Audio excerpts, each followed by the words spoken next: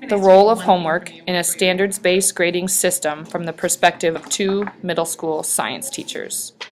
At CCA, we have three overarching learning goals that guide all instruction: learning to learn, learning to do, and learning to be. I'm Reagan Bosette, and I teach 6th grade science in Tiffin, Iowa. My course consists of mainly physical science content. This is my second year using standards-based grading in the classroom, and I'm still learning about it while constantly revamping how I implement it. It has changed the way I see learning and teaching. I'm Amanda Simpson. I teach 8th grade earth science, and I have been doing standard-based grading for about 3 years now. I feel as if I have a better understanding of what my students know, and I'm doing a better job meeting all my students' needs. Within our science department, teachers have worked to create their learning goals that tie to the Iowa core. The learning goals are communicated to the students at the beginning of units, along with a checklist of sorts that are called success criteria. This checklist is a set of I can statements that will help guide students in their practice to determine whether or not they are ready for an assessment. Teachers have to relinquish a great deal of control to the students and be flexible when it comes to standards-based grading. Sometimes we feel that all we assign is necessary, but there will be some students who prove that they are proficient over a learning goal without doing the homework.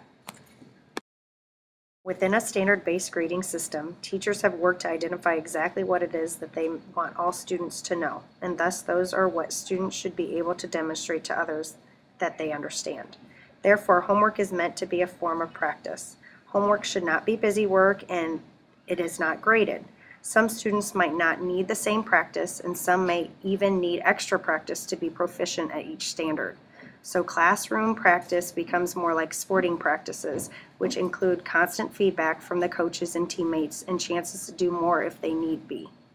Homework shifts to more interactive form, with the teachers providing feedback along the way and providing multiple opportunities for the students to reflect and discuss their own understanding.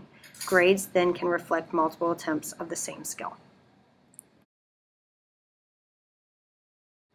Practice work takes on a different look when you don't focus on points. Students have a greater voice in their learning, and much of the focus of the work becomes the discussion and process rather than a final score. Students are more involved in understanding the depth of their learning and not so much an arbitrary grade. Students shouldn't be penalized because they don't complete the questions. If they're struggling, that is a sign that they are not yet proficient over that skill. This process of identifying if students are understanding should be a paired effort done by both student and teacher. Students need to make the connection that practice work lets us know if they are ready for an assessment. Since homework is focused more as practice, there is no need for copying and/or cheating, or checking. So checking answers is no longer forbidden. It is encouraged. These are some pictures of some choice boards our teachers have created. Students can choose a way of showing us what they know.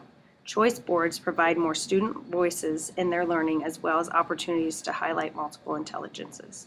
Within a standard-based grading system, students start to see the difference between homework, which is preparation, and the learning, which is their application. So let's review. Homework is to be used as practice.